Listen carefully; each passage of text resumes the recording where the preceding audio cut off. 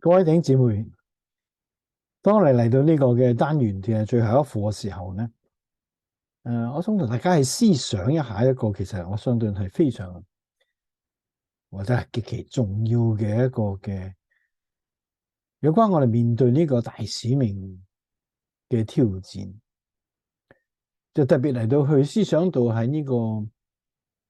21世紀呢個時代裏邊，我哋其實喺呢度所面對嘅可以話係非常啊歷史嘅裏邊。可能我甚至話係根本都未試過史前無嚟嘅一個世代。我咁講或者好似有啲嘅語出驚人咁，其實唔係。你再思想一下，因為主耶穌喺佢升天之前，在世嘅時候，佢已經將到佢再嚟嘅一啲嘅預兆，好清楚嘅嚟到同我哋嚟到解說。而我哋如果係肯去好好嘅睇嘅時候，就知道其實呢啲嘅預兆真係一一嘅。我哋今時21世紀嘅時候，特別過往呢100年，我哋呢個世代嘅時候，呢一嘅已經喺嗰度嚟到應驗咗。就好似喺過往100年裏邊嗰2次嘅世界大戰，真係世界大戰，所以影響嘅真係遍及全球，而且2個大戰裏邊係以百萬計嘅人喺嗰度係被屠殺。而今時今日我哋見到呢個嘅烏克蘭嘅戰事，就俾我哋明白到人始終冇喺過往嗰啲嘅戰事裏面學到功課，而下一個嘅世界大戰只不過係when 幾時發生，而唔係話 if 會唔會發生。所以主耶穌話民要攻打民，國要攻打國，已經喺我哋呢100年嘅裏邊好清楚俾我哋見得到應驗緊。仲有喺主耶穌嗰個預言嘅裏面講到地要大大嘅震動。今時今日呢100年嗰個嘅地震嗰個嘅級數同次數，再唔可以用話，因為今日我哋有嗰個嘅更好嘅科技嚟到探測呢個地震嚟到解釋得到。冇，真係無論係地球嘅由東至西，由南至北，都好似主耶穌所講嘅，喺嗰度都有好大嘅地震頻頻嘅發生。仲加上其中主耶穌講嘅其中一個嘅預兆，喺我嚟講，或者好多人嚟講，以為都係特別喺今時今日我哋呢個咁文明進步，特別我哋呢個嘅developed world 嘅裏邊，係應該唔受威脅嘅。就係講到話多處必有咩瘟疫，點樣知 surprise？ 咁我哋所面對嘅呢個全球性嗰個嘅 COVID-19， 過咗3年啊，仍如波微。所以我哋見到主耶穌所講嘅預言唔係虛言，多處必有饑荒與瘟疫。所以個問題，我哋面對呢啲嘅時候，我哋唔能夠唔正視去問自己 How then shall we live？ 我哋應該點樣活着呢？其實呢個咁嘅問題唔係今時今日我哋先正係要去面對。喺每個時代裏邊，神都係聖靈喺度嚟去問每一個時代嘅屬於佢嘅人。而我哋見得到喺呢個嘅列王記上嘅裏邊，有一個嘅以色列嘅支派叫做以薩迦支派，係非常嘅獨特嘅。嗰度講到點獨特法咧？喺12章32節嘅時候咧，就係話到呢班嘅以薩迦嘅嗰啲嘅族長，佢哋都係通達時務 ，they understood the time， 知道以色列人當行嘅係咩嘢嘅事。呢個嘅歷代志上12章其實係形容緊當時喺猶大嘅國嘅裏邊一個好興奮嘅一個時代，因為唔少嘅人俾聖靈感動嘅裏邊咧，都嚟到去支持呢個嘅大衛，擁立佢為王。去到個地步咧，第22節12章22節就咁講，那時天天有人嚟幫助大衛喎，以致成為咗大軍嚇，仲形容呢個大軍話如同神嘅軍一樣。但係好出奇嘅，當聖經喺嗰度呢個歷代志上12章嚟到將到唔同嘅支派裏邊有唔同嘅嗰啲勇士嚟到去支持大衛嘅時候咧，佢哋逐個係以千計咁嚟到去形容佢哋所帶嚟嘅勇士嗰個人數喺裏邊。但嚟到形容呢個嘅以薩迦支派嘅時候咧，就唔講幾多人數噃，因為以薩迦支派其實都係較為細嘅支派啊，所帶嚟嘅勇士似乎未必能夠同其他嗰啲支派相比。但呢度咧，佢特特嘅去指出，淨係講到佢哋嗰200個嘅族長，就話呢200個族長都係通通都係通達時務嘅 ，understood their time， 而知道以色列人當行嘅係咩嘢。意思即係話，雖然其他嘅人都喺嗰度好好嘅嚟到去支持參加呢個嘅大衛嘅軍旅，同埋都帶咗佢哋相當於勇善戰嘅一啲嘅勇士，同埋佢哋嘅嗰啲軍備啊。但係咧，呢班嘅以薩迦嘅人呢度俾我哋知道，佢同樣嘅嚟到好似係支持大衛，當然直接支持大衛參加呢個軍旅啊，唔係因為其他人咁做，佢哋又跟住嚟到去做，跟風而至。而呢度話佢哋反而因為佢哋知道嗰個時間 ，they knew the times， 意思即係佢哋知道神喺嗰度，究竟神喺嗰度要做啲咩嘢，要完成啲咩嘢嘅啊？咁亦都佢唔單止知道佢哋自己嘅支派應該因為咁點去回應神，呢個話知道係整個以色列民族應該點去回應神。所以同其他嗰啲嘅支派唔同，可以話呢班支派嘅人係一班好有 vision、好有 insight 嘅人啊，係喺嗰度有一個好特別有使命感嘅一班咁嘅人啊。換句話嚟講，就好似呢個Henry Blackaby 講，呢班人其實就係佢哋認識睇清楚到 movement of the hands of God， 知道佢神手喺度運作係點樣運作同埋做啲咩 ，and then they join him， 就喺嗰度參與神嘅事工。所以我覺得好特別，因為你知神係嗰個 master planner， 神係嗰個首腦嚟噶，係咪？佢嗰個嘅救贖嘅大計啊，喺佢手裏邊操作嘅時候，佢就喺個唔同嘅時代裏邊去測度人，去 move 人，同埋咧 create 一啲嘅創造一啲嘅時機 circumstances， 喺每一個歷史唔同嘅片段嘅裏邊，因為咁嘅緣故，以至佢喺嗰段時間，佢救恩大計要完成嘅，得以配合，得以去完全。就好似當呢個主耶穌降世嘅時候，亦都唔係一個偶然嘅一個時代。喺當時神已經將到呢個希臘文化早200-300年咧，普及到當時文明嘅世界，以至到嗰個嘅福音能夠好順利由希臘語言嚟到去傳遍出嚟，亦都更加喺希臘之後嚟到神容許呢個嘅羅馬帝國能夠喺嗰度嚟到興旺，以至能夠話條條道路通羅馬，有極其完善嘅嗰個嘅transportation 交通嘅系統，同樣都係方便咗福音能夠快速嘅嚟到傳開，唔係偶然嘅，係神手嘅運作。咁就好似呢個嘅中國改革嘅時候，亦都適時係喺嗰度，係嗰個嘅印刷技術係被發明，被嚟到提倡，以至到更容易將到神嘅話語印刷成為唔同地方嘅本地嘅言語，叫人因係喺嗰度有能夠讀到聖經，喺嗰度去認識真理。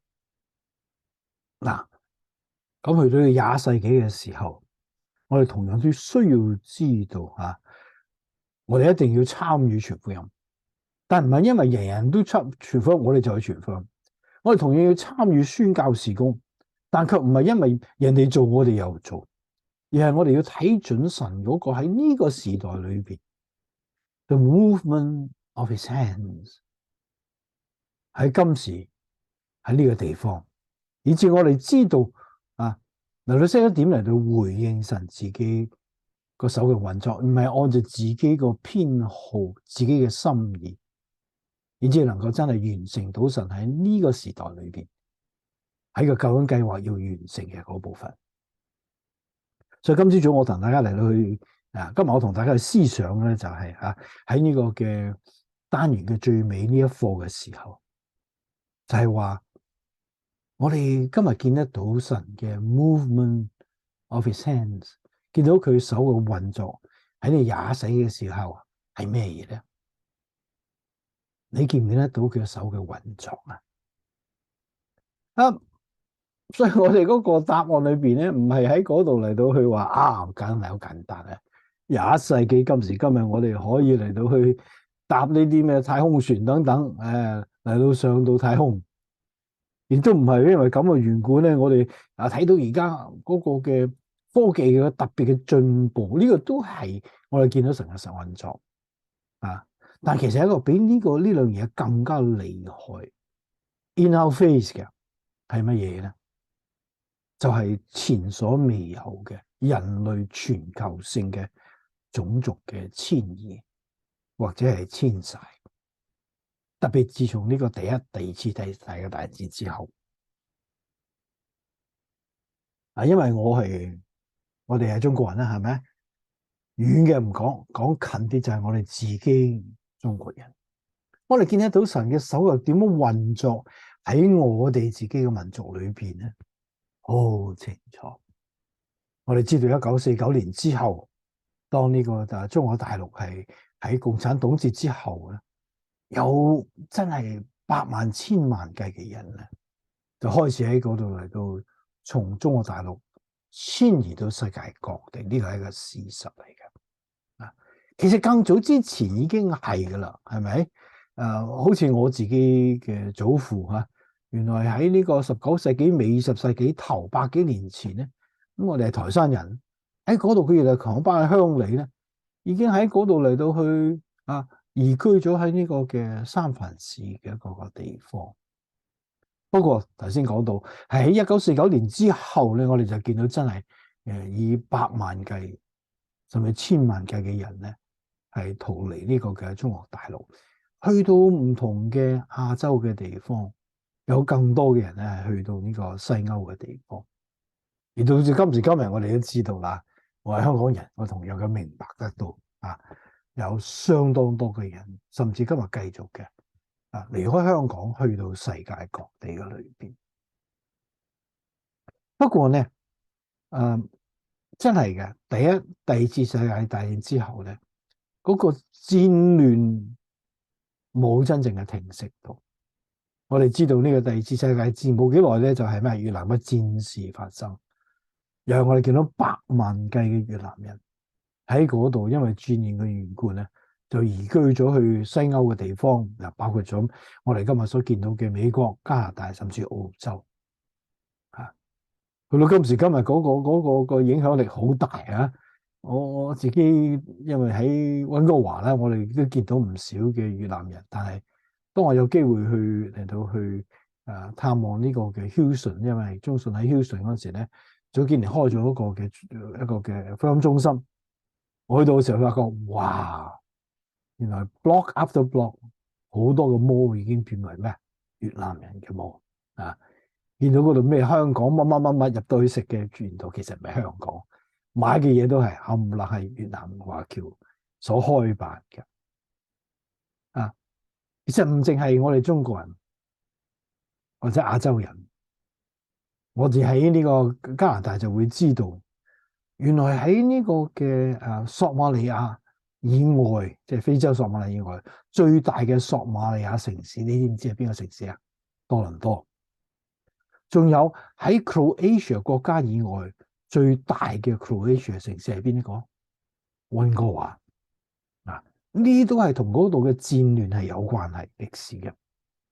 咁其實喺呢個第二次世界大戰之前已經開始係噶啦，啊要相當大批嘅移民咧喺希臘嗰度移居到呢個美洲，意大利同樣都係，波蘭都係，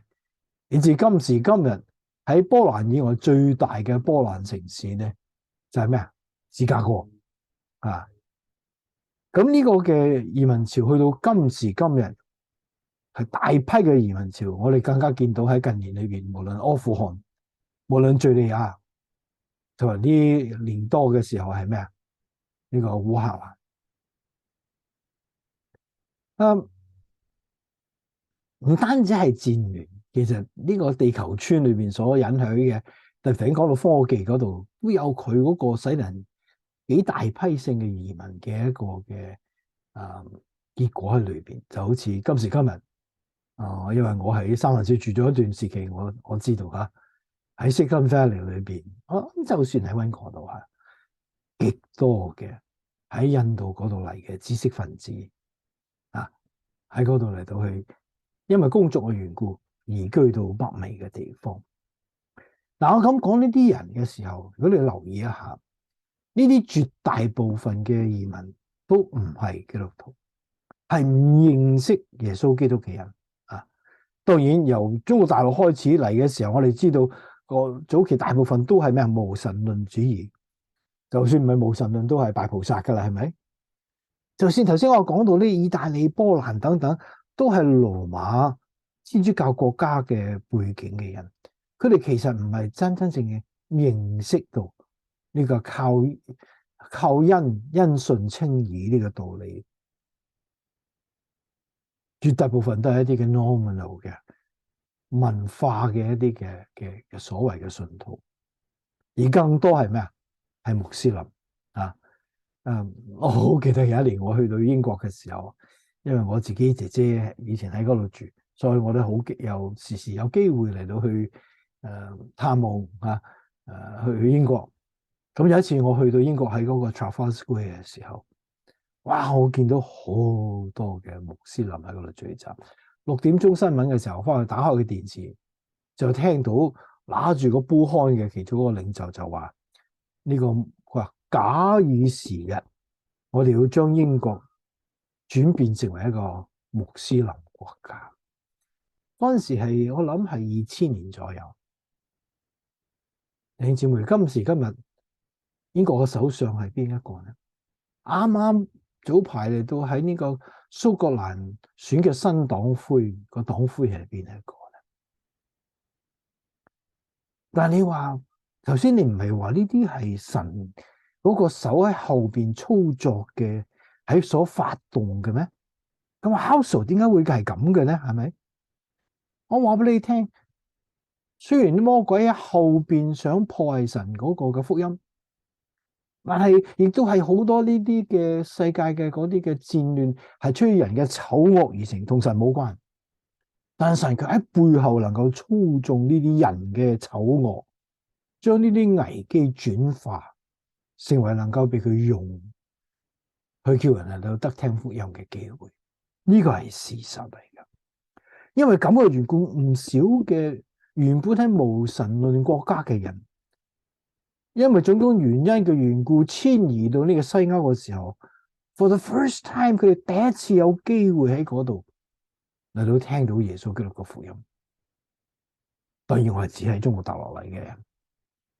另一方面，無論佢哋係天主教或者東正教好，波蘭好或者其實意大利好，如果因為咁嘅緣故，你嚟到呢度嘅時候，但係第一次聽到因信稱義耶穌基督嗰個真正個福音嗰個嘅大能 ，for the first time， 有更多嘅回教徒喺個原本回教嘅地方根本冇可能接觸到福音嘅。因為喺嗰度，如果真係信主嘅話，接觸到嘅就算話所受嘅嗰個逼迫係厲害到一個地步咧，係叫更多人唔敢嚟到接觸福音。但嚟到較為安全嘅西歐，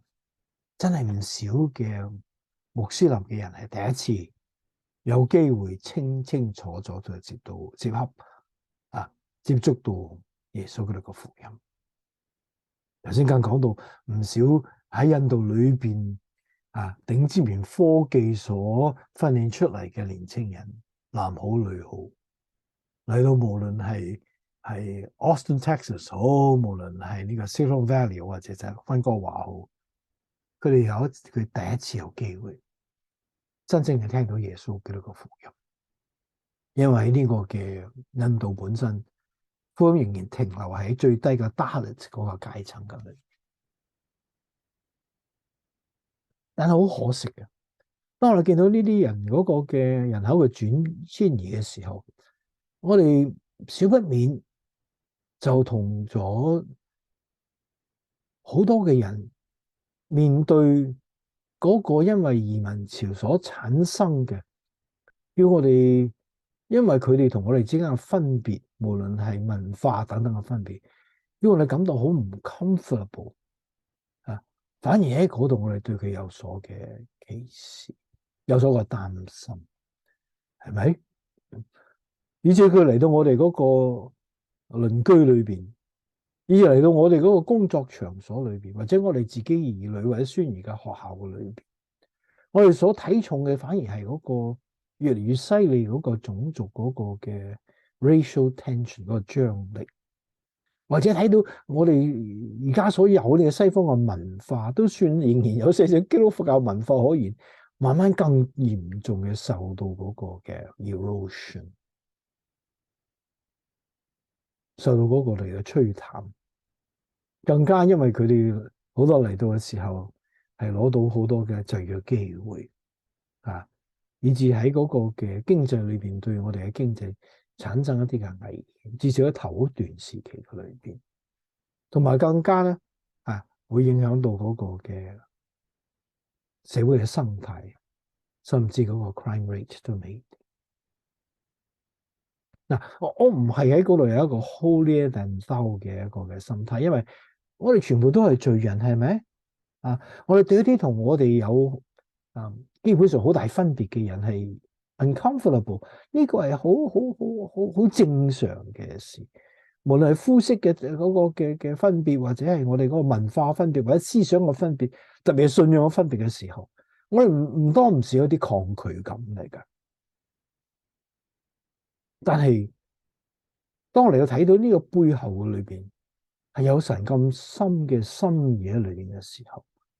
我哋唔能夠唔 overlook 我哋呢啲嘅 discomfort 所以喺呢個時候，我哋更加需要嚟到去識得點，因為係神手運作嘅事，我哋就嚟到去緊抓住呢個神所願俾嘅機會，嚟到俾佢哋能夠得聽佢哋以前從未有咁嘅機會去得聽呢個主耶穌佢哋嘅福音。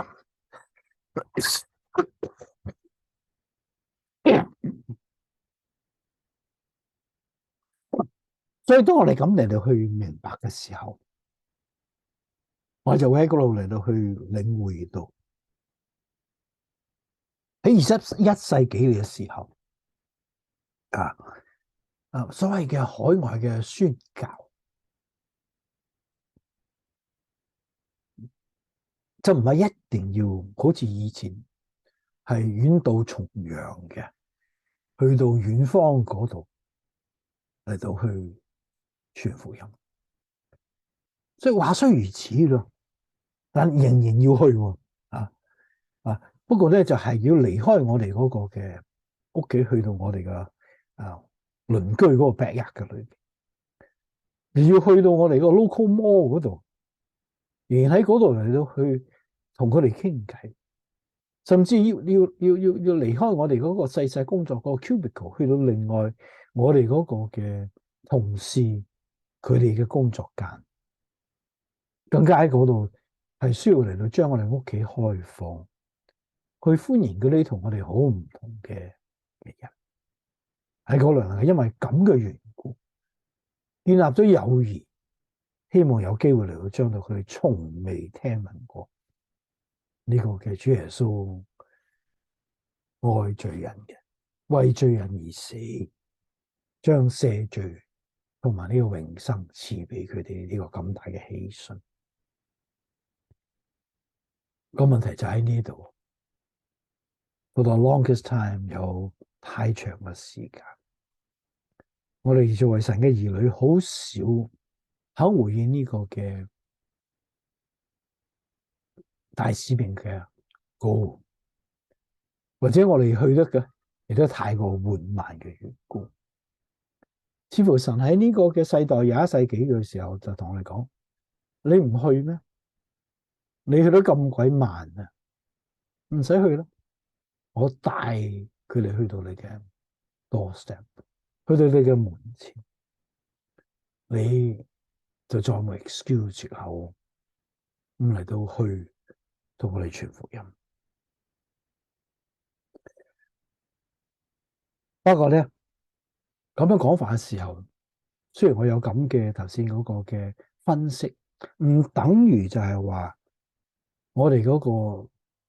宣教就單單喺本土對住呢班嘅人，但係同樣其實唔好忽略到，仍然係要嚟到去到遠方嘅裏邊，神同樣將呢啲嘅人帶到唔同嘅地方，我哋都需要去到遠方嗰度嚟到去佢哋傳福音。就好似呢個 Bishop Williams， 你記得嘛？我早個嗰個嘅信息講到呢個喺哈林裏邊，喺個點嚟到訓練一班人拿住個 brown bag 去傳福音喺本土嘅裏邊啊。其實個教會呢，我所認識佢哋其實係好睇重去翻非洲同我哋以前嘅種類嘅人喺非洲度做宣教，佢哋有好好嘅海外宣教嘅嗰個嘅參與。但係佢講咗句話咧，都時時俾我喺度留喺我裏邊。佢話咩 ？We do not jump over Harlem to Africa。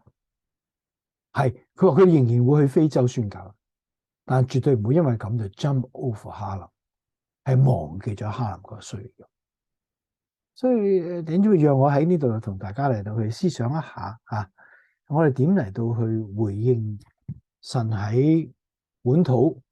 同埋海外喺呢個21世紀嘅裏邊俾我哋嗰個嘅挑戰啊！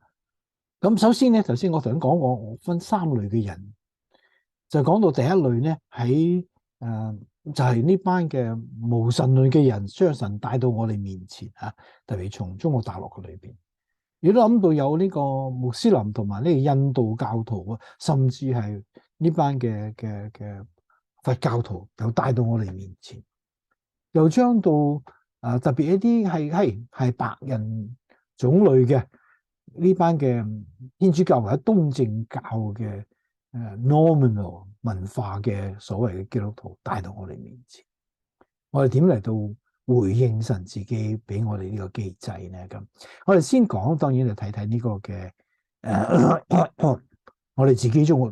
國大陸嚟嘅人啦啊！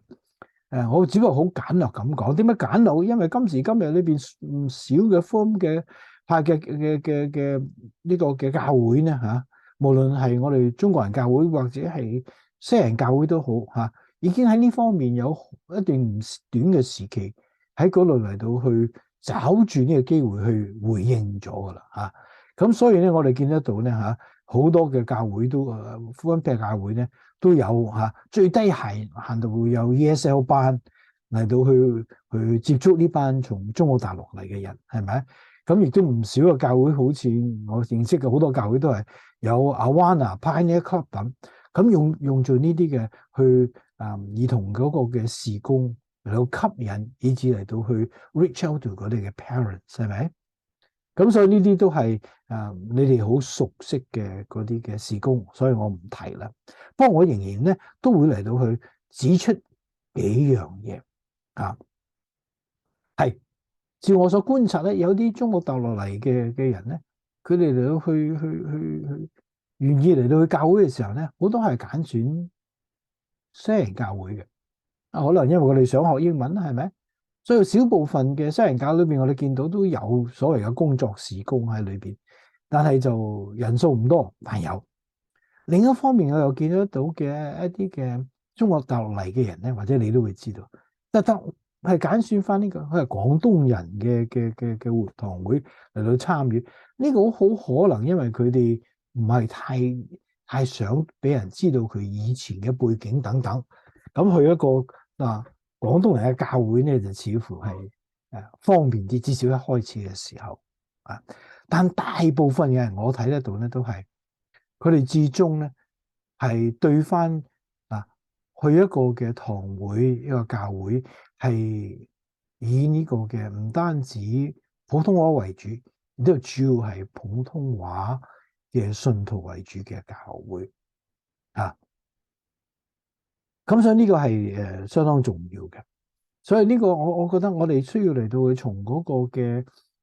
宣教學裏邊咁多年學到嘅功課就係唔好死找住一班中國大陸嚟嘅人，要佢夾硬歸屬於我哋嗰個體制，而係讓佢喺當佢人數足夠嘅時候，能夠喺嗰度嚟到去自己嘅 independent， 甚至有佢自己嘅教會。呢個係合乎宣教原則嘅嗰個嘅方針。好，第二方面咧，我就想睇到嗰個就係穆斯林嗰方面我諗從我哋所讀嘅嗰啲嘅唔同嘅文字嘅裏邊咧大家都知道咧嗰個嘅回教或者穆斯林係今時今日嗰個嘅發展最快嘅一個宗教嚟嘅一個發展好嘅宗教嚟嘅。咁嗰度咧就俾我哋知得到咧因為咁嘅緣故嚟到西歐嘅裏邊咧，係肯定有相當多嘅穆斯林嘅人嚟噶不過嚟到呢度咧，因為佢哋本身嗰個文化係好 tight knit， 佢哋係好團結，亦都唔容易嚟到去同出邊係融入嘅緣故咧。所以咧係唔容易嚟到去同佢哋傳福音嘅特別喺呢個嘅美國嚟講，喺9·11之後咧，佢哋更加係普遍咧，係美國人對佢哋有好大嘅戒心，甚至有嗰個嘅歧視喺裏面嘅。所以嚟到去同佢哋嚟到傳福音咧，係絕對唔容易嘅事不過無論如何，至少同佢哋喺翻佢哋原居地嚟相比之下咧係因為喺呢個北美嘅環境、西歐嘅環境咧，佢哋較為有嗰個嘅少咗嗰種嘅戒心同埋壓力咧，去接觸一啲唔同嘅鄰舍，包括咗基督徒嗰個鄰舍、基督徒嘅同事、基督徒嘅朋友。咁唔少嘅教會咧，就喺嗰度咧，喺嗰度開始一啲嘅事工，好似叫做 International Fellowship 一啲嘅叫做國際嘅嗰個嘅團契裏邊喺嗰度佢哋主要都初係以呢個 friendship 為 base 有去旅行等等嘅興趣嘅活動慢慢熟咗佢哋之後咧，就邀請佢哋去個別嘅或者小組嘅查經班裏邊。然之後喺嗰度咧，有機會同佢嚟到去分享福音。我認識一個喺伊朗嚟嘅一個嘅物理學家佢自己用德文寫咗一個好出名嘅一本嘅教科書添。佢就因為先去咗呢個咁嘅團契，慢慢佢同佢太太同個女咧都係決志信咗耶穌咁亦都唔少嘅人咧喺嗰度咧係 befriend 咗佢哋之後咧，就將佢帶到佢哋嚟到去要進入自己嘅邀請佢哋去屋企去食飯因為咁嘅緣故咧嚟到去希望咁嚟到去同佢哋能夠去分享福音嘅。咁喺呢方面咧，如果你有咁嘅感動，又有咁嘅機會，鄰居好、同事好，係較為新嚟嘅呢個穆斯林，你邀請佢嚟到去同佢食飯嘅時候，係好可行嘅一樣嘢。呢個 friendship based evangelism 係好可行。不過咧，有一個嘅呢方面嘅專家咧，叫做呢個嘅 Thesman 咧，佢就教導我哋，如果我哋真係喺嗰度嚟到去款待穆斯林嘅話咧，要留意以下幾樣嘢。第一咧就係我哋當然喺嗰度發出邀請佢嚟食飯啦，係咪？但你記住喎，唔好淨係請嗰個太太喎，一請要請埋佢丈夫啊，因為好多時候特別較為守舊嘅穆斯林嗰個女性咧，係唔可以自己一個人去接受呢個邀請嘅嚇。同埋有一部分呢啲女性佢哋未必係識得揸車。第二咧，佢話你做邀請嘅時候咧，最緊要佢叫做 go the extra mile。你請嘅時候就有最佳嘅安排嚇，無論係你嘅杯杯碟碟都叉叉，甚至個台布咧，如果你能夠最靚嘅咧就好，因為你對佢嚟講呢個係對佢哋好大嗰個嘅尊重嚟㗎嚇。咁另外一方面咧，喺你嚟到選擇呢個菜譜嘅時候，都要好小心嘅嚇。因為食雞咧就會最安全啊，但係唔好咧將最緊要唔好做 casserole 咁，即係搞埋晒好多樣嘢擺埋一齊，係嘛？咁所以個問題咧，好多嘅呢啲嘅穆斯林咧，佢哋係唔中意將唔同嘅嘢溝埋一碟去食嘅。喺佢嚟講，佢唔知你裏面有冇 pork 係咪豬肉咧？佢哋唔食噶嘛，係嘛？所以咧，如果係飯啊、薯仔啊，甚至係 pasta 都 OK 嘅嚇咁然之後喺個 dessert 裏邊咧，你可以有 vegetable，有菜，有 fruits 係 OK 嘅，或者 fruit yogurt 咁呢啲都好。嗱，咁你嚟到去奉上茶，甚至係咖啡都 OK，但千祈唔好咩啊，冇飲酒啊。咁喺嗰個話題嘅裏邊咧，咁你可以同佢講下佢，你自己又問下佢嗰個嘅家庭啊、生活啊咁樣樣。不過咧小心啲，唔好提政治，亦都唔好提911，甚至開始嘅時候，暫時唔好提住耶穌嘅名。同埋咧，或者你同佢傾偈嘅時候，你有啲嘅紙同筆都好好嘅。如果特別佢嘅英文唔係咁好嘅話咧，咁喺嗰度能夠用嗰啲嚟到去彼此溝通，畫圖畫或者寫啲嘢咧，係都有幫助嘅。好多嘅嗰啲嘅穆斯林嘅家庭，佢係有細蚊仔嘅，OK。咁所以你咧亦都鼓勵啲細蚊仔同佢嘅細蚊仔嚟到去分享佢哋嘅玩具啊等等嘅嘢，但千祈唔好嚟到放一啲嘅 video 咧係有暴力或者一啲嘅較為色情嘅一啲嘅 content，呢個好小心。仲有咧除非佢移民咗好耐，但係唔係話如果係仍然新移民咧，佢哋一般人咧，狗係佢哋對佢嚟講係佢哋接受唔到嘅。所以如果你有咩嘅 pets 咧，最好啲寵物咧，你最好咧就收埋或者擺喺人度記住嗰晚咁就會方便好多。最後嘅時候咧，你嚟到去整一啲有心思嘅，做一啲嘅禮物包俾佢咁樣樣都係好嘅。佢會好覺得你真係待佢係一個朋友，係咪啊？咁同埋咧，特別係或者你一啲嘅有嗰啲嘅洋燭或者一啲嘅俾小朋友一啲些少嘅嘅玩具都係合意嘅。然之後咧，過咗幾日你可以 send 佢個卡俾佢，嘿，你唔知你嗰晚你覺得好唔好咁樣樣如果佢反應好嘿，有機會我哋再嚟聚一聚啦咁樣樣，咁呢個係好好嘅。不過最重要都係禱告，始終呢個屬靈嘅爭戰個機會由神俾嘅，又求神嚟開啟人心呢個係重要嘅咁無論如何咁特別喺你教會個裏邊咧，你都可以提議佢哋嚟到為你嚟到設計一啲嘅，俾你認識穆斯林信仰更多嘅一啲嘅工作坊好似 Frontiers 呢個機構咧，如果你有機會接觸佢哋，佢會有能夠幫到你呢方面嘅甚至喺基督教呢個嘅溫哥華，我住呢度地方咧我知道有唔少嘅國際嘅教會係刻意嘅嚟到去向呢個穆斯林嘅人嚟到去交往同埋去傳福音嘅。而我所知喺古吉林本身係有相當大嘅一個嘅穆斯林嘅一個嘅 community 啊，都俾大家知一知啊。不過就算係咁啦，嚟到呢個西歐或者離開咗佢哋本國，信耶穌聽耶穌都唔係話冇個風險嘅。我有部分弟兄姊妹跟過我去香港嗰度，喺5個嘅嗰啲嘅回教嘅地方，無教寺等嚟到同佢哋有嗰個交流，裏邊就知道係咪帶領我哋去呢個交流嘅其中一個牧師咧，佢本身仍然已經係喺香港，仍然受到相當多嘅嗰個嘅恐嚇，甚至佢個太太有一次咧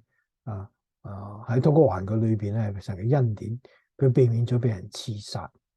咁而家照我所知咧，佢哋都決定咗佢係翻去嗰個嘅另外一個地方，離開咗香港，為安全計所以我哋都要嚟到喺嗰度好有嗰個敏銳性，知道嗰個風險係有嘅。但係我更加俾弟兄姊妹一個鼓勵就係，我哋所聽到嘅消息唔係虛構，唔係 fake news。神愛穆斯林嘅人，係一啲完全好冇機會嚟到接觸福音嘅時候，神竟然喺嗰度嚟到報夢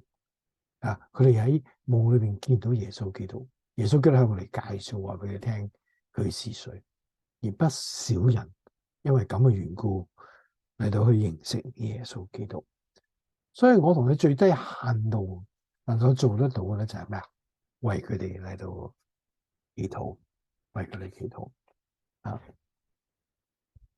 咁至於另外一類咧，我就提到嗰啲係從其他西歐或者東歐嘅國家嚟到呢個北美嘅天主教或者東正教嘅嗰啲嘅人，而呢班大部分人都係白種人嘅，好坦白講。咁或者喺呢方面，我都同大家嚟到分享下呢一方面我自己神俾我一啲嘅體驗同情懷當然我係從一個嘅Christian perspective， 特別係中國基督徒嘅嗰個角度同大家分享呢件事。嗱，喺呢個單元嘅裏邊，我都希望我叫大家嚟到喺第3、4、5課開始咧，每日都用兩篇嘅嗰個回首百靈宣道血嘅文章嚟到做嗰個嘅靈修嗰個嘅默想嘅資料。咁你知道咧，每一次都係記載咗至少2篇咧，係喺當時呢個嘅權匪之亂嘅裏邊，呢班嘅西方嘅宣教士面對咗死亡嘅威脅喺嗰度，呢啲都係佢哋嘅最後嘅遺言然之後佢哋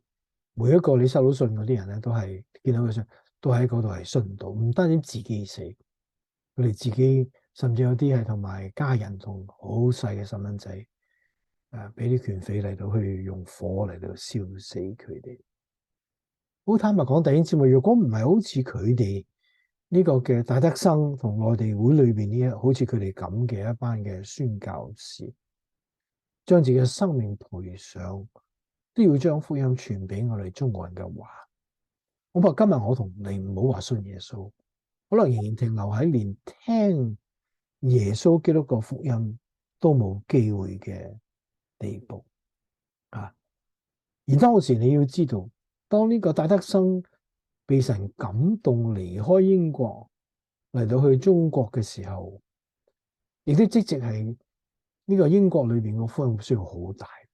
同時興起嘅就係呢個嘅William Booth 喺嗰度所帶嚟嘅嗰個嘅 Salvation Army 嗰個事工，但係Hudson Taylor喺嗰度面對英國嘅需要嘅時候，卻信服聖靈喺嗰度對佢嗰個嘅感動，於是乎嘅緣故，由佢發動，亦帶領咗好多嘅宣教士嚟到一個唔單止佢哋陌生嘅地方，甚至對佢哋係仇恨嘅地方，將福音嚟傳俾我哋。所以我自己有一個好深嘅感受，就係既然係我哋受到呢啲嘅人嘅恩惠，呢班白人嘅宣教士嘅恩惠。呢個係時候我哋去還我哋福音嘅債。對，喺過往中國歷史裏邊，我哋俾人蝦啊，甚至喺嗰度嗰啲嘅軍國主義嘅裏邊嗰種嘅可惡嚟到去蝦我哋中國人，甚至喺嗰度因為鴉片嘅緣故，叫我哋成為咗東亞嘅丈夫嘅病夫。但係同樣，我記得好似呢個約瑟嗰句說話，神都係咁樣。人喺嗰度係要以醜惡、以罪惡嚟到破壞神嘅計劃，但係神喺嗰度同樣可以扭轉呢件咁醜惡嘅事，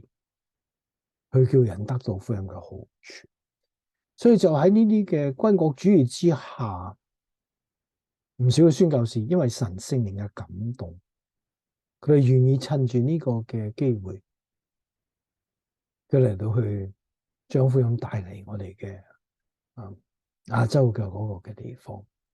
係咪等於佢哋同意呢班嘅軍國主義嗰種嘅醜惡？唔同意。好似 Amy Carmichael 賈艾梅，我哋睇嗰個 If 約嘅話，佢係相當正面嘅嚟到去反對當時嘅軍國主義嘅，但同時佢見得到神手嘅運作嘅時候，佢找緊呢個機會，把自己嘅生命擺上，係將福音帶俾從未聽過福音嘅印度人。所以其實你再睇呢件事咧，都上一代個 sense of father 有呢回事嘅，就係今時今日我哋呢個喺第三世界曾經受到呢班嘅軍國主義嘅白人嘅蝦霸，以致我哋喺嗰度淪為東亞病夫。但係今時今日，陰公嗰個債點樣還法？整個嘅西歐裏邊，今日最大嘅問題係咩啊？係毒品，而毒品裏邊就喺嗰度嚟到，唔單止摧殘個人嘅嗰個生命，亦都喺嗰度直接搗毀咗家庭嗰個體系。呢啲嘅就第三個世界好似還債咁樣還翻俾佢哋。但係我哋喺呢度承受福音嗰個恩惠嘅人，我哋唔係還呢啲嘅債，我哋要還福音嗰個債。你知道話今時今日整個西歐已經係差唔多完全嘅離開咗神，以至我哋今日見到西歐裏邊一個好熟悉嘅一個嘅語句就係 This is a post-Christian era， 呢個係一個後基督教嘅時代，而喺呢個已經係佢哋完全係無神敵神嘅呢個世代嘅裏邊，神卻把我同你曾經受過好似戴德生等等嘅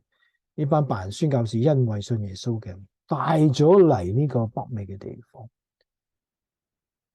係咪 accidental 咧？係咪偶然嘅呢？所以我哋嚟到嘅時候，唔好單單掛住咩嘢啊 Canadian 又好 American Dream 都好，我哋更加要知道神擺喺我哋呢個時候有佢手嘅運作嘅裏邊嘅原因，係叫我哋嚟到還呢個福音嘅債。好可惜，當我哋睇到神自己呢個咁嘅，連我哋都被種族遷移到呢個時候，我哋卻唔明白到神擺我哋喺呢度，喺呢度咁重嘅責任裏邊。對，我哋唔可以嚟到 jump over Harlem to Africa， 但仍然都係好似呢個戴德生一樣，同埋佢自己嘅同袍，我哋唔能夠漠視神自己喺嗰度嚟到去，已經喺嗰度嘅手所創造，打開咗個福音嗰個嘅門嗰個機會。因為咁嘅緣故，無論係本地海外，我哋都要需要回應。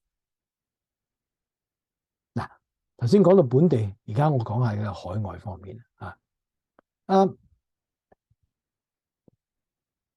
其實嗰個嘅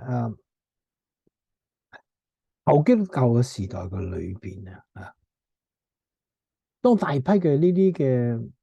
需要福音嘅人同樣嘅移民到呢個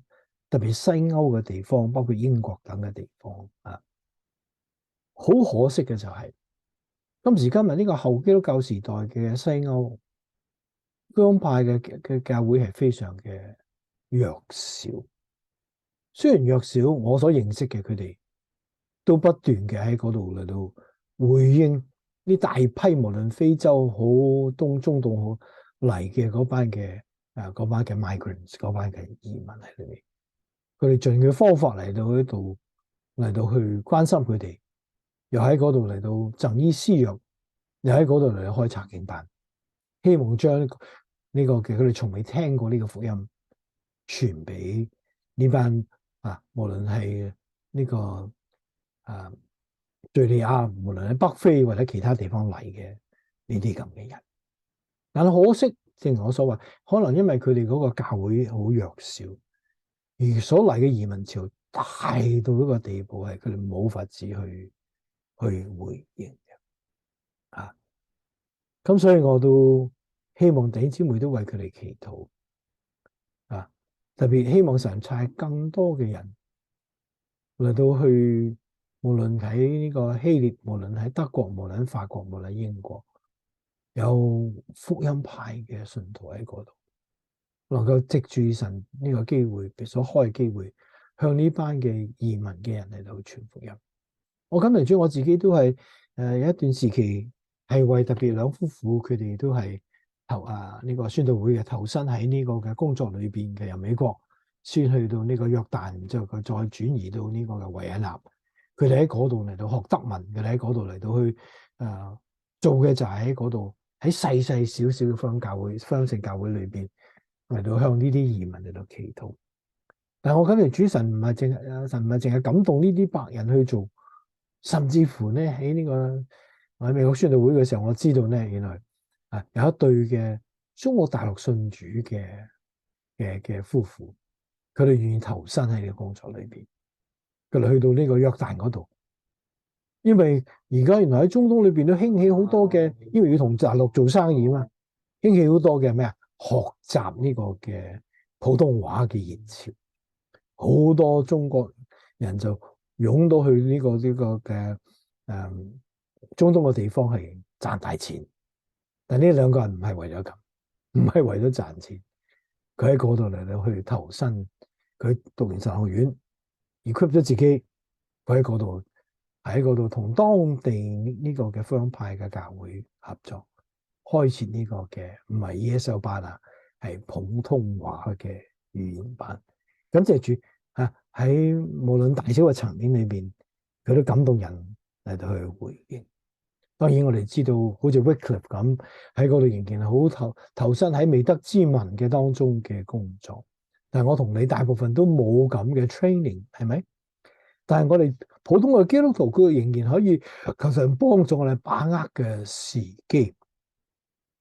嚟到去唔滿足於今日我哋自己坐喺呢度。我哋要為佢哋祈禱，亦都喺神嘅憐憫嗰裏邊，喺神嗰個容許裏邊，我哋嚟到去同埋神嗰個嘅感動裏邊，我哋有所參與。頭先我所講咧，就講到其實主耶穌嗰個嘅語言嘅裏邊講到民攻打民等等嘅地方咧，嚟到喺嗰度去，因為咁嘅緣故，策動咗唔少嘅人係大批嘅移居，以致佢哋能夠喺度聽到福音。但其實神同樣都用一啲嘅天然嘅災害，呢 natural disaster 嚟到叫嗰啲喺非常冇可能偏遠嘅地方裏邊，同樣因為有呢個嘅天然嘅災害，竟然成為咗能夠聽到福音嘅嗰個嘅渠道。而其中我能夠係喺嗰度嚟到去witness 嘅，真係我自己眼睇得到嘅地方，係有咁美好嘅事，喺極大嘅災難嘅背後，竟然有福音嘅機制嘅地方，就係呢個嘅印尼嘅嗰個嘅大亞齊嘅嗰個地方。你仲記得咧喺嗰個嘅2004年10月26號嗰個 Boxing Day 嗰度咧，喺南亞地方有一個極犀利嘅9級嘅地震，以致嚟到去啊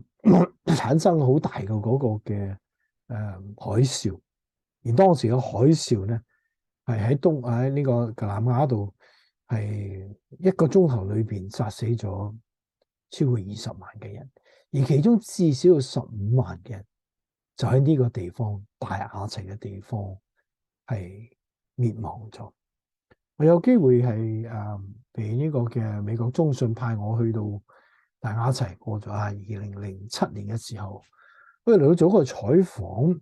嚟到睇下嗰個嘅我哋基督教機構喺呢個嘅海嘯之後嗰個救援嘅工作同埋重整嘅工作。你可以知道呢個印尼係全世界最大嘅回教國家，有超過2億7200萬嘅人口，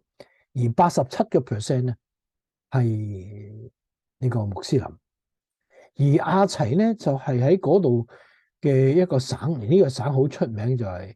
佢哋係實施呢個嘅回教 Sharia law 嘅一個嘅省份，同埋佢亦都好出名，好可惜係排華同埋好殘酷嘅嚟到逼迫基督徒。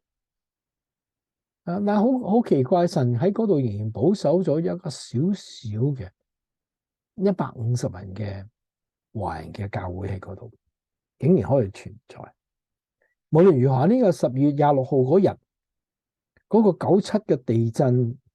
一發生嘅時候，當然嗰個海嘯就正如頭先我所講，1小時之內浸死咗15萬嘅人喺呢個嘅大雅齊嗰度。喺我2007年嚟，有人帶我嚟到去睇個地方嘅時候，呢個嘅目擊嗰個嘅人咧就話俾我聽，當日佢落到嚟嘅時候，海嘯過咗之後咧，佢話 bodies were everywhere together with debris along the river， 佢成條河滿晒屍體。然之後佢哋點做咧？就將呢15萬以上嘅屍體就嚟到去收斂喺一個大亂葬崗嘅裏邊。到我嗰日去睇嘅時候，佢已經成為有一個好靚嘅一個草原，但下邊有超過15萬嘅人嘅屍體喺嗰度。但係我最覺得好奇怪嘅，當我嚟到去有機會採訪嗰度嘅人，每一個同我傾偈嘅人，冇一個唔係屋企裏邊有多個人係因為咁而喪生。但係同我講嘅時候，佢哋嗰種嘅 calmness 都叫我覺得好特別。無論如何，喺呢個災難嘅發生冇幾耐，以億萬計嘅錢，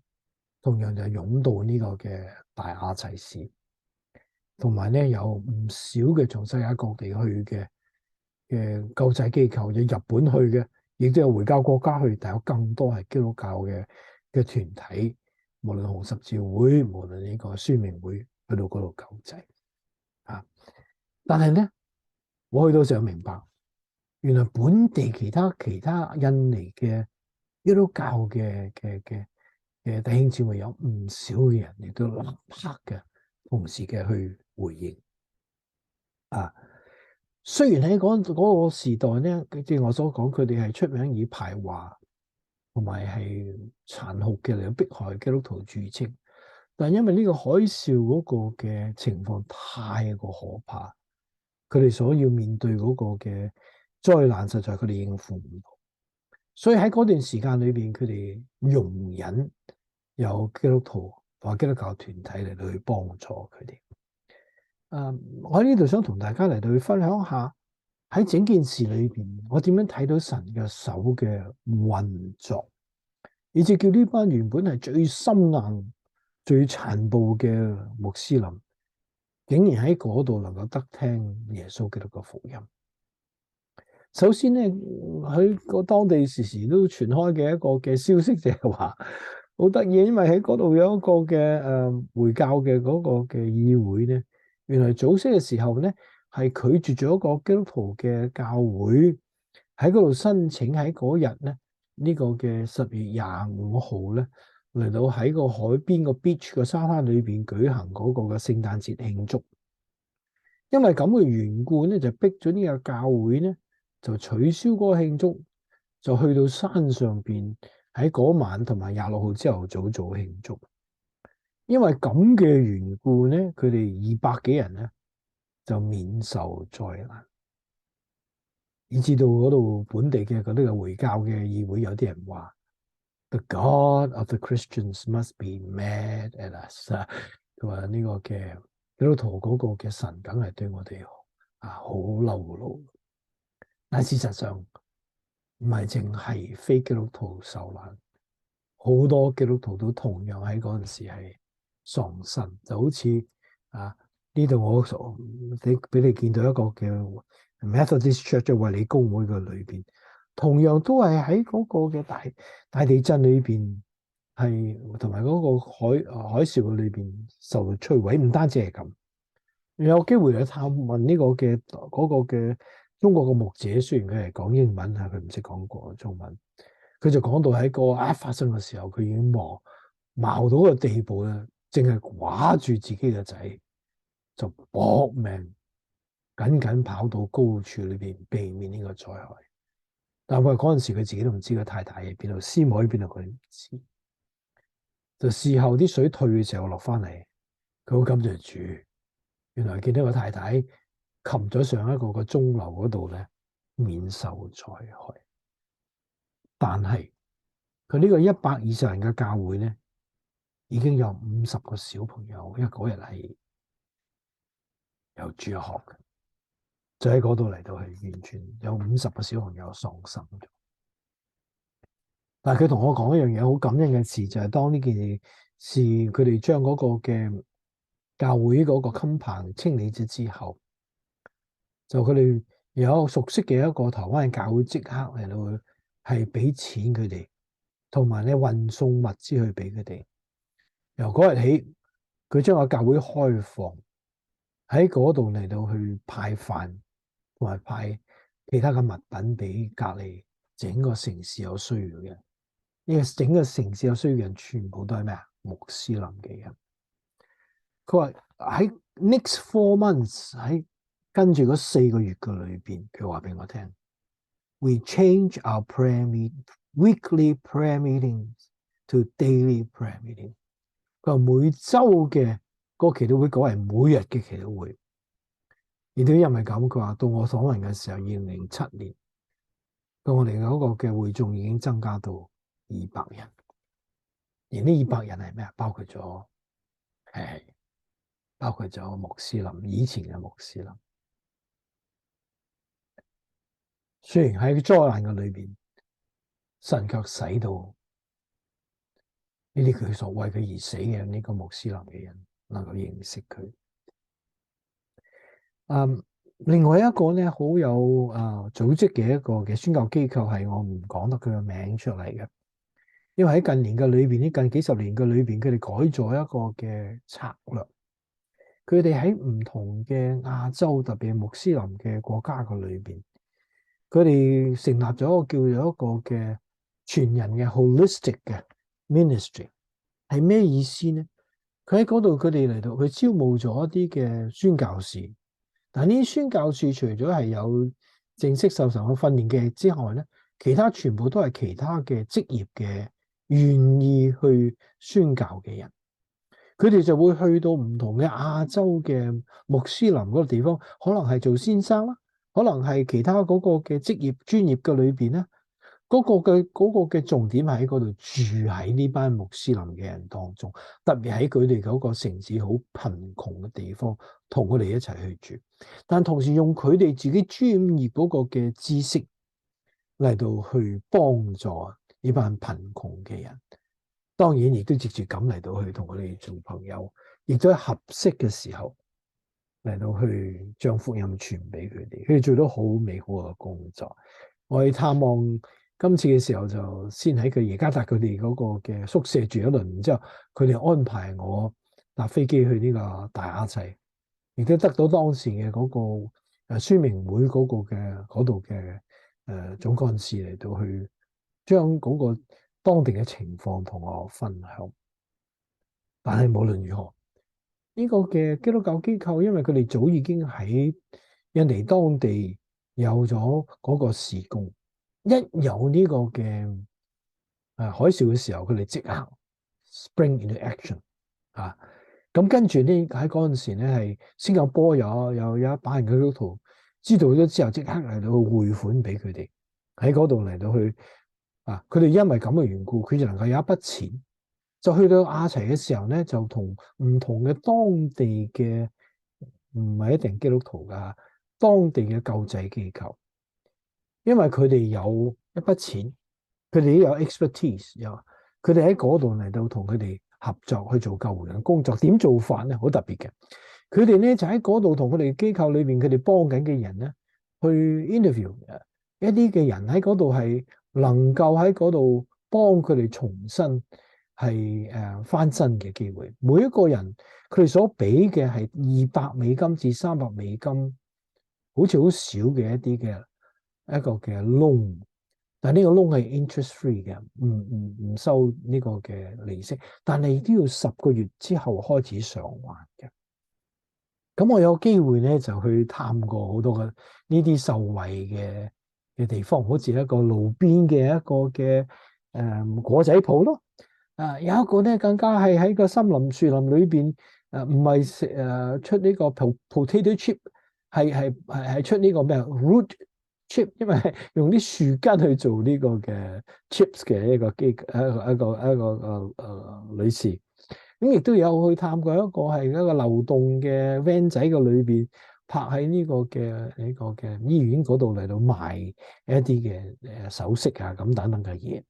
呢啲都係佢哋受惠咗呢個嘅貸款嘅裏邊嘅人啊！我又有機會咧嚟到喺嗰度認識到佢團隊裏邊幾個人，其中一個咧係一個70多歲嘅一個紐西蘭嘅一個嘅姊妹老人家，佢其實都係一早投身喺呢個 Holistic Ministry，個先生係一個嘅工程師，但係呢個嘅tsunami 嗰個嘅海嘯之前嘅嗰個先生死咗，佢決意留喺嗰度，佢將佢嗰個佢俾我睇喺呢個紐西蘭嗰個好多羊嘅嗰個 farm 棄置咗啊，咁佢自己投身喺嗰度嚟到去幫助呢啲有需要嘅人，同埋傳福音俾佢哋聽。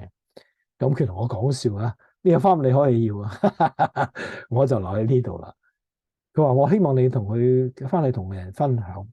If God can use an old woman like me, He can certainly use you。神能夠用我一個咁嘅老人家咧，佢仍然可以用你。我就有機會佢介紹我識佢個團隊裏邊有一個女仔，係一個 criminologist，一個犯罪學嘅一個嘅畢業嘅同學。佢同好多嘅喺當時嘅年青嘅基督徒一聽到海嘯嘅時候，即刻嚟到去到呢個島嶼嘅裏邊去，初個都諗住係2個禮拜到嚟到，因為佢哋個假期有限，咁嚟到去幫助嗰個救援嘅工作。但係經過咗一段時間之後，呢班人個個都決定留低，放棄佢哋嘅職業，因為佢睇到呢個係神所俾佢哋傳福音俾一個完全佢冇諗過呢個地方可以聽到福音嘅一個機制。於是佢哋一個一個嚟到去將佢哋自己嗰個嘅專業嗰個夢想擺低啊！咁如果我唔知你睇唔睇到嗰個嘅圖片，呢個裏邊就好煙嘅呢個人，其實佢喺嗰度就係受救濟嘅其中一個，佢哋俾錢佢嚟到去將個路邊呢個嘅果仔鋪同俾錢佢嚟到去買一個新嘅嗰個嘅發電機啊，佢就話俾我哋聽，其實喺當日嘅裏邊，佢太太同佢嘅所有嘅仔女，唔知4個有5個，全部喪生。你睇唔到嘅裏邊，佢傾偈嘅裏邊，其實仲有一個男仔，一個 engineer，佢係同樣佢喺嗰度，佢喺度揾緊工喺嗰度，但係佢希望留低。但係喺同呢個時候未揾到工嘅時候，佢就跟住呢個團隊去探，特別佢嚟到 befriend 咗呢個咁嘅人，佢就希望喺嗰度藉住同佢建立朋友關係嘅時候，有機會同佢去傳福音。不過我最受感動嘅反而係呢度有5個嘅女孩子，佢哋started咗一個嘅課餘補習班，叫做 Comindo Ministry。呢幾個女仔都係一聽到消息，佢哋即刻跑嚟呢個嘅